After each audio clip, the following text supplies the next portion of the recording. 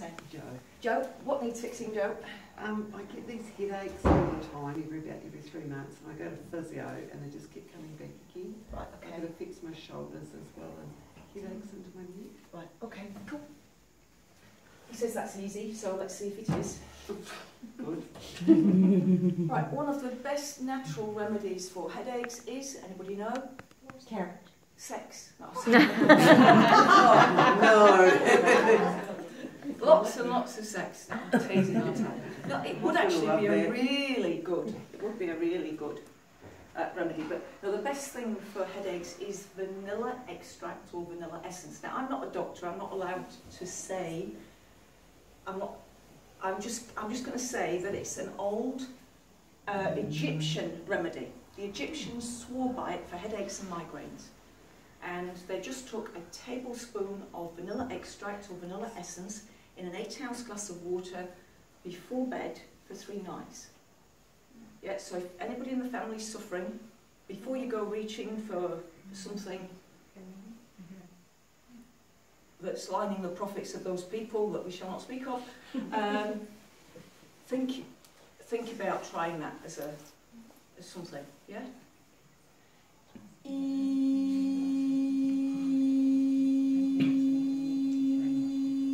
Now let's think about, if we hold tension in our neck, what does that mean? The neck supports the head. The head is about 5 kilos in weight, and whenever we're not lying down, this neck is working. So we all just need to say thank you to our necks. We look very funny without one. Yeah? Just say thank you to your neck. Yeah? Now, it's also where we speak from. We've got our voice centre here. And it also allows us to see things from all angles and all sides. All right, so I want you to say to yourself, I see things from all angles and all sides. I see things from all angles and all sides. Yes. All right, we only have one perspective and it's ours. I've only got my perspective on vaccines, yeah? You've all got a perspective on vaccines, and we'd probably get closer to the truth if we all shared our perceptions on vaccines. We'd get some truth then, yeah? We'd get closer. But if one person thinks they know it all, that's likely not the absolute truth, yeah? So, as we've gone through life, we've developed a perspective on what we think life is and who we think we are. What if your perspective is wrong? Because you've only got your perspective, and I just said that more perspectives are better than that. So your perspective on who you are, I can guarantee you, is wrong. Because you've only got your perspective, and you've seen through the eyes of a 2-year-old, a 3-year-old, a 4-year-old. You're really going to trust that part of you that's, you know, because when I was growing up, I really did consider I was no good at sports, because what happened was my very first day playing rounders, I missed the ball, I missed the ball, I missed the ball. So in my little 5-year-old brain, I thought I was no good at rounders. Everybody else's mum and dad had played rounders with them. Mine hadn't, so I'd never developed hand-eye coordination. I can do it now, but if you talk to my family, no, I'm still no good at sports. But can you see how a little perception like that might shape your whole experience? One of the ones that they've noticed in Canada, it's a fascinating little story. The Canadian ice hockey team is the best ice hockey team in the world, yeah? And what they did was they looked at the birthdays of the Canadian ice hockey team to work out, is there some correlation here? And they found they were all within a 3-month period, all bar 1 or 2. So everybody was born January, February, March. No, there were no others in April, May, June, July, August, September, October, November, December. Well, when I read this, and this is in a book called Tipping Point by Malcolm Gladwell. So if you like this kind of stuff, Tipping Point by Malcolm Gladwell. And when I read it, I thought, well, I know why that is. That'll be astrology. That'll be where the planets are, giving people, your Capricorns, striving for success. You know, it's putting them as these champion ice hockey players. Turned out I was wrong. Yeah? I like finding out I'm wrong. Do you know why I like finding out I'm wrong? Because I learn something new. When I was 13, I always had to be right. Yeah? But now I'm older, I like finding out I'm wrong. So I'm looking forward to meeting these skeptics in England that don't believe in what I do, because maybe they know something I don't, and maybe I'm wrong. Maybe these people aren't getting well. Maybe I'm hypnotising everybody.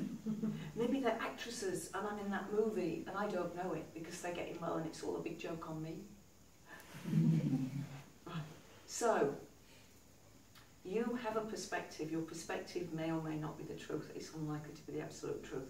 So what we need to do is we need to acquire more perspectives. And we do that by talking to each other and connecting with each other. Yeah? So we are designed to talk to each other. We're not designed to live in isolation. We're designed to talk to each other. Yeah? And then we've got this wonderful technology that stops us talking to each other. It's true, isn't it? It's true. Yeah. Technology is getting in the way of us talking to each other and connecting with each other. It's supposed to help us connect better. It's not. It's diminishing. It's diminishing our human experience.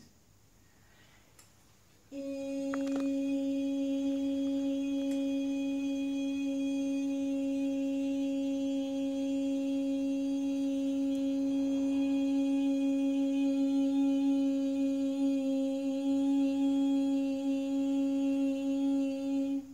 you'll see with the healing as we go through the night, I don't need to concentrate on the healing. The guides do the healing.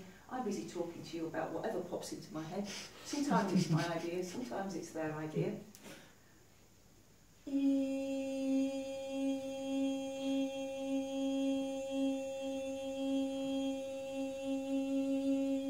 Now we're living in a world where we've been taught that thinking is the be-all and end-all.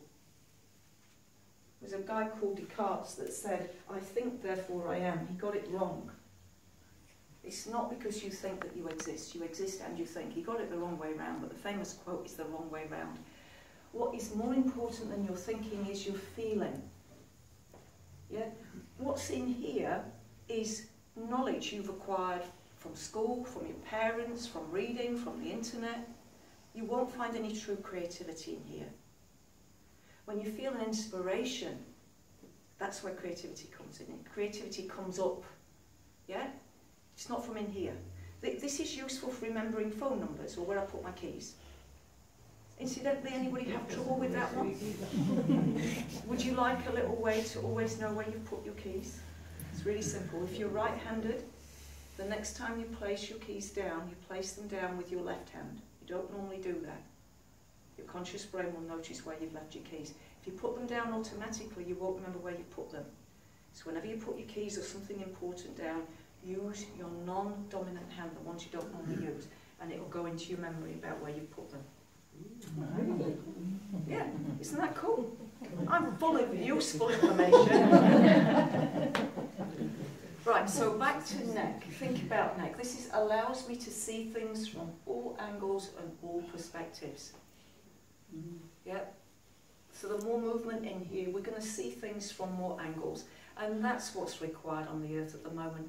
We need to actually talk to each other, connect with each other, and we need to find solutions that work for everybody. So we are going to have true grassroots politics. That's what's coming here, where communities, where you attend meetings and you talk about what you need. That actually feeds then through to government in a meaningful way. Wouldn't that be really good? Wouldn't that be really smart? Yeah.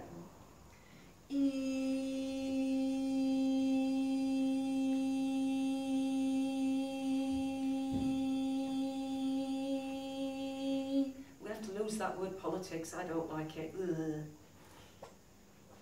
What will we call it? We'll call it something else. Right, now just try turning your neck, turn your head, see how your neck feels. Yeah, that's good. Just a little bit sore here. It's a little bit sore in the shoulder. Cool, all right, cool. God bless. All right, now, in terms of you moving your life forward, all you've got to do is look at your life now. This is for everybody, not just for Joe.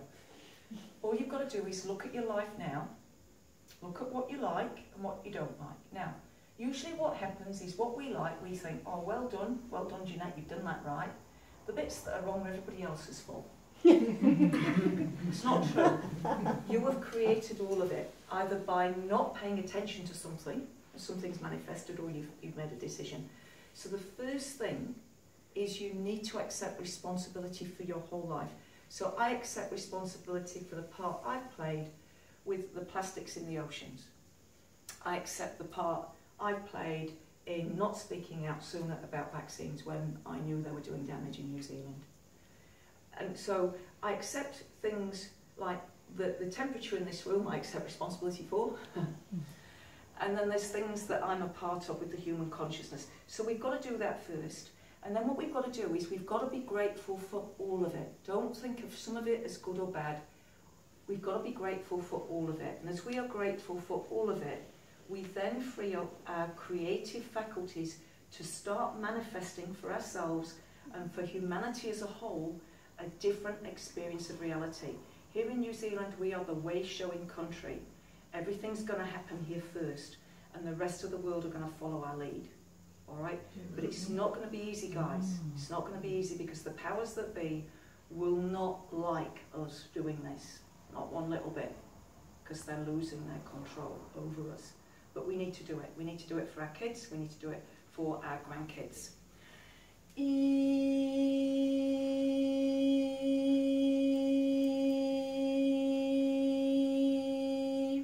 want you to say to yourselves that everything in your life at the moment is exactly as it should be.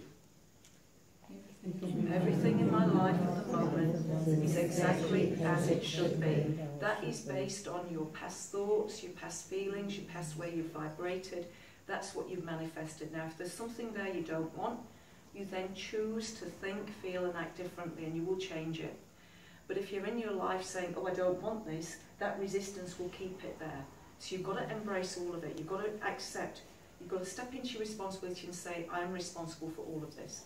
I accept my responsibility, and now this is what I'd like to change. And then ask for guidance. Your guidance will come through your heart, and you will feel what it is you need to do. You'll feel what you need to move towards. You'll feel what you need to move away from. It's really simple. You don't need to overthink it.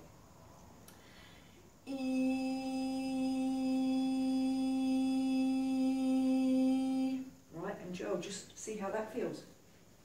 That feels pretty good. Awesome. Give her a round of applause.